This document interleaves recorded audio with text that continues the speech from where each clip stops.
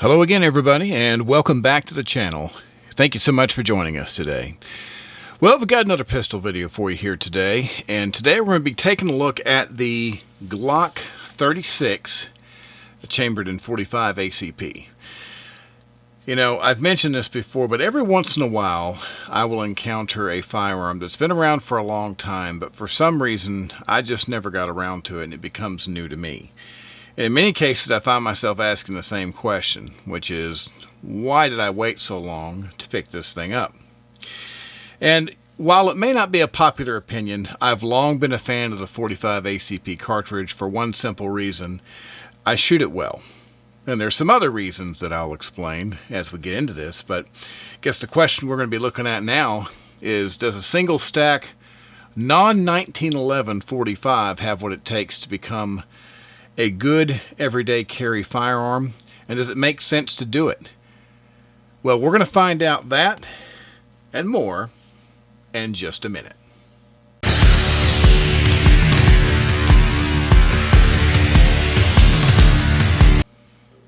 All right, once again, welcome back. We appreciate you being with us today. If this is your first time coming to the channel, well, welcome aboard. Thanks for being with us. If you're a returning viewer, thank you so much for your support and your loyalty. We couldn't do it without you. In either case, if you haven't had a chance to do so already and you like our content, please consider subscribing. It's a simple thing you can do. You can either hit the subscribe button on the screen there. You can scroll down below the video if you're on a mobile device, and you can hit the subscribe button that way. It helps us out a lot, and we do really appreciate it. So let's jump right in to the Glock 36. You know, I mentioned in the beginning that one of the reasons that I was surprised I haven't got to this, you know, I'm a big fan of the .45 ACP cartridge, even though that may not be popular opinion. A lot of people, they totally steer away from it. But there's a simple reason I like the .45 ACP cartridge.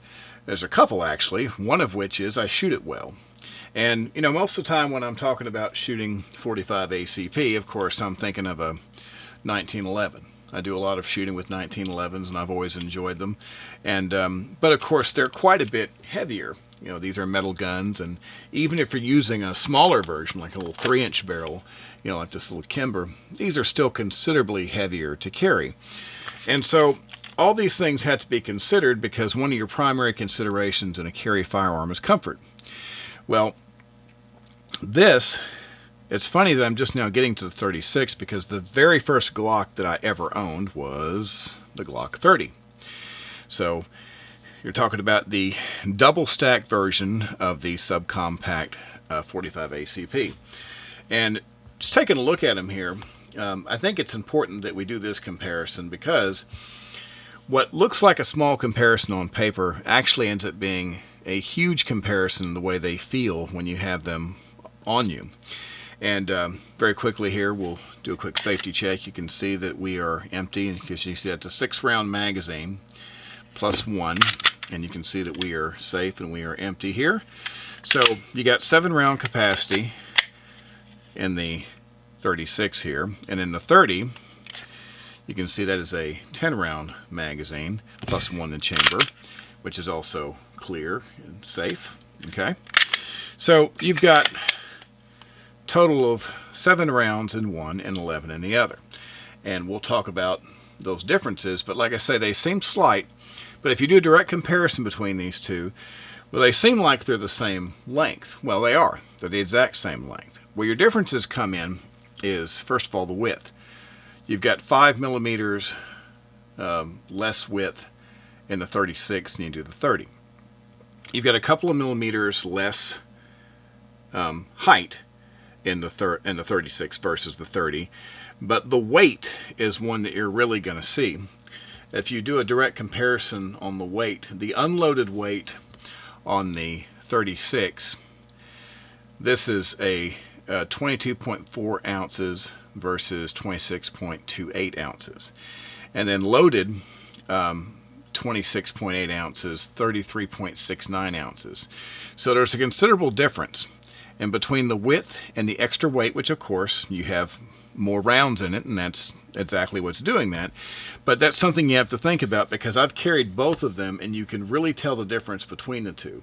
But that's going to be your basic size comparison. Okay, we're going to jump right into the features here, but before we do, we're going to take a moment to thank our friends over at Don's Weaponry for providing us this beautiful example of this Glock 36 for our tabletop review today. Don's Weaponry is a huge supporter of firearms safety and education, and we can't thank them enough. So, we'll do another quick safety check. You can see our magazine is empty, and so is our firearm. There's nothing in the chamber, so we are safe to go. So as we go over this thing, I was kind of in no particular order. Let's start with the sights. Now, Glock sights, this is what you get typically, you know, on a Glock. It's their standard sight. It's got this little U notch in the rear for the dot, and honestly, it's a very effective sight. I've got some guns that, you know, I've had forever that are Glocks, so I just never bothered to change the sights.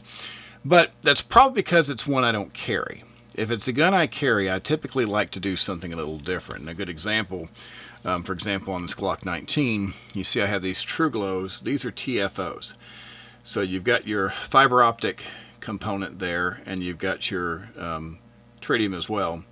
And I like this because, to me, in daylight, the fiber optic just really pops in the sun. And then, of course, you have the glowing component for nighttime. And if it's a gun I'm going to carry, I just prefer to upgrade my sights. It's not something I have to do, but it's just something I do. Of course, you have your rear serrations here. You have a small rail here on the front. I typically don't use these for anything, but if you like to mount lights, lasers, that type of thing, there's a way to do it. Of course, it's got this older style grip. You know, if you look at a lot of the Glocks, the Gen 4s, and of course, you know, the Gen 5s, you know, have gotten rid of this altogether. And, you know, the Gen 4s have got the changeable back straps and such. The 36 kind of harkens back to the day when you get what they give you. I don't have an issue with this because the grip on this, I actually like what's basically a two-finger grip, because the magazine, you know, the magazine has a big enough foot on it to where when I'm holding this, I've got two fingers in the groove, and there's plenty of space for my pinky. I've got pretty good sized hands, so for me to be comfortable with this, I think it's more than adequate. I think for most people that had medium large hands would, you know, reasonably be able to feel the same way. It just feels good. Of course, it has your magazine release right here on the side where you're used to seeing it on your Glocks. And of course, your slide release here is where you're used to seeing it on any Glock. Then of course you got your little takedown levers right here. You know, this is real simple, of course, for disassembly. You know, you pull back just a little bit on the slide and you pull these down, and then you can slide the entire thing off, and then that's how you can do your maintenance and such. So, very typical. I've got a lot of other videos where we've had Glocks apart if you want to reference one of those, but it's the very same way, so it's very simple to work with. But once again, you know, this just, you know, interesting tidbit, this was Glock's very first single stack offering when they came out with this. And like I say, I'm surprised that it took me a while to get around to it, but it is interesting that that was the very first one that they did. Now, of course, we have many different options to choose from. But, you know, once again, it's a typical Glock. It's what you would expect. And that pretty much rounds out the features. So we're going to get into the range report on this gun. But just to add something, you know, I mentioned in the beginning that there was a couple of different reasons why I favor the 45 ACP cartridge. And of course, one of them, as I said, is because it's one that I typically shoot well. And you know, even though my Model 30 was kind of big and beefy, I shot it really well. And it was actually a backup that I kept around for a long time till I replaced it with something smaller. But it was a gun that I shot very well and still do, and I really enjoyed it. But the other thing is that if you look at the market, you know, when you go to get different types of ammunition, you know, a lot of the stores, you know, they don't have anything on the shelf. You know, the gun shop that I deal with is pretty good about keeping things in stock, but even, you know, they can't prevent being out of something that there's just nothing in the market. But one thing that there seems to have availability is 45 ACP. And so I was able to shoot a lot of different kinds and keep a lot of ammo around. I shot some of the Blazer here. This is a 230 grain full metal jacket. And then I also had some of the Winchester, which is also 230 grain full metal jacket. I used these two range rounds to get this thing broke in, and I didn't have any issues with it whatsoever, but I didn't expect any out of a Glock. But what did come unexpectedly to me is the level of comfort I had shooting 45 out of this firearm. My 30 was always very comfortable, and I was always surprised at the fact that I was shooting 45 ACP out of a small handgun, and it wasn't bothering me. You know, I mean, any powerful gun, the recoil and the energy in your hand, you're going to feel it after a while, and I didn't have that problem with the 30, and I figured the 36 being smaller would be a problem, but it wasn't. And so I moved on to some of the other ammo here, defensive ammo, the Gold Dot defensive ammo here. And I also, of course, brought out the trusty Sig V Crown, and this was the 200 grain here. Now, out of all of this ammo, like I said, I didn't expect any problems, and I didn't have any. The 36 performed really well. But beyond the fact that there was no failures or no hiccups with any of the ammo, it's how well that this gun shoots is what I'm so excited about. You know, I shoot 45 well out of, most guns that are made for, 1911s, larger handguns. But the 36, I was getting just as good a groups, just as neat. Typically I shoot it around 21 feet for my defensive practice, and that's just kind of a rule. I'll shoot longer just to see how well the gun performs. But for practice, it's always at 21 feet for me. And I was shooting 1-inch, holes in the paper, 1-inch groups with this, just the same way as I was with, one of my Springfield 1911s. And I was really surprised at how easy it was. And I'm going to really see what happens once I, get the other sights on this thing, because I enjoy the fiber optic sights a lot. But it was just a really good experience. It was very reliable. I shot, a couple of hundred rounds through this thing, and I didn't feel like I had just totally beat my hand up after the experience. So the weapon's very reliable. It was surprisingly comfortable to shoot. And as I said, every type of ammunition I gave it, there was no problem. So really positive results at the range.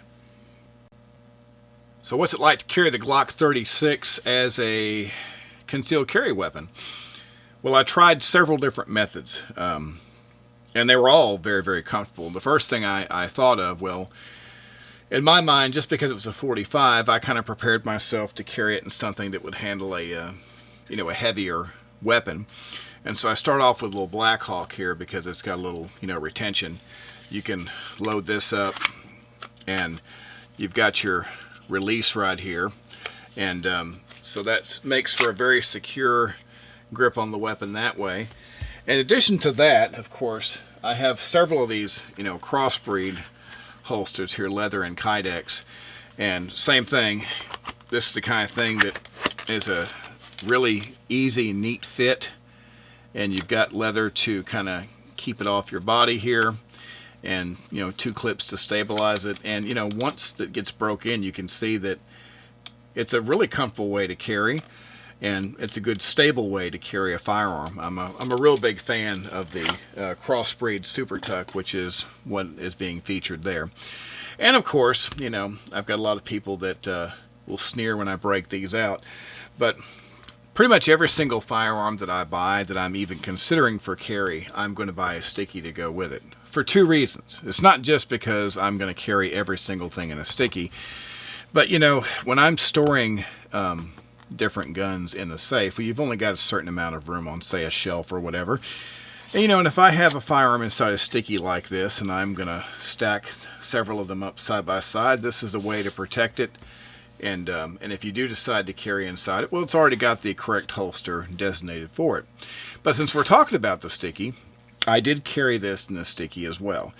And I've mentioned in the past that I've got some very specific criteria for if I use this holster. And that is, it has to be a smaller, and this is a subcompact, it has to be a smaller and lighter firearm.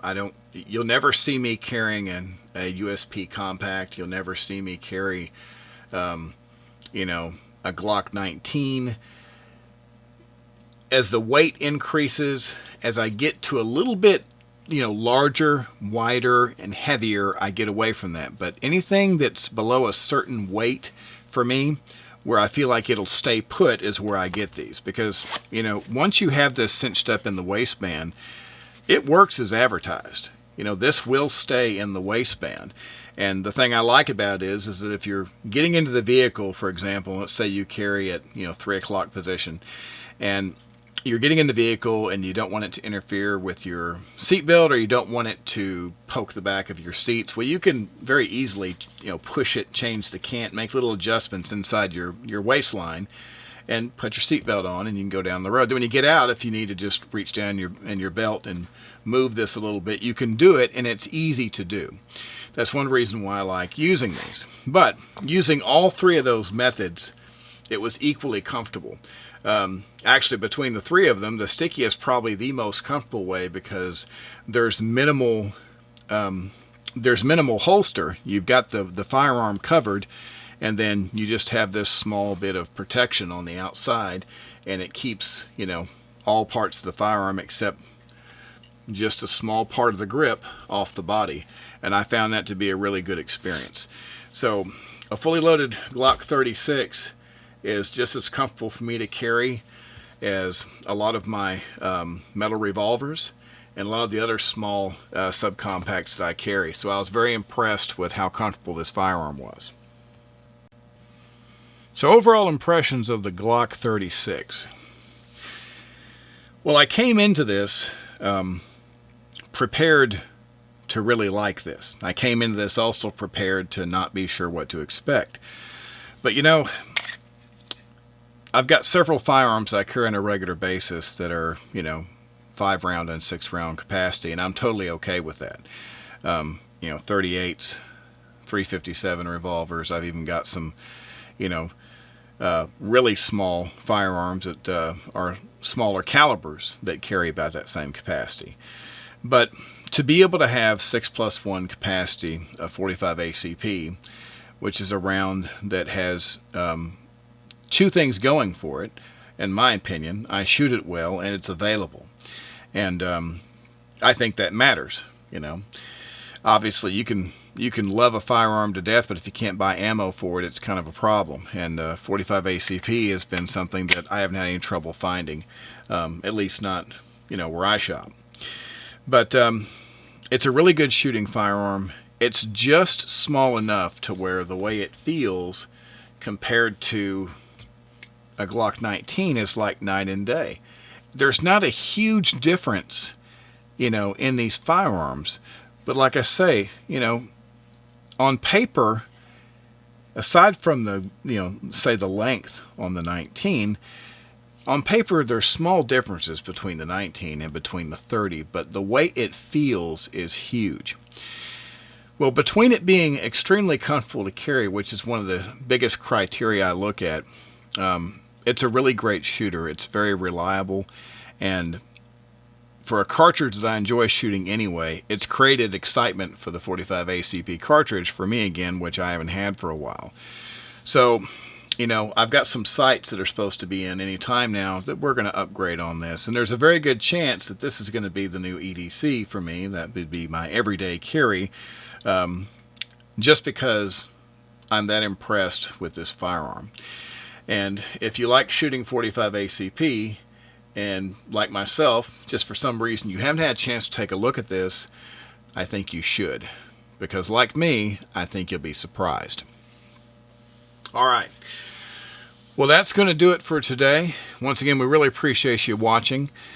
We're going to be back very soon with another video for you. So until that time, as always, please stay safe and have a great day. Thank you very much.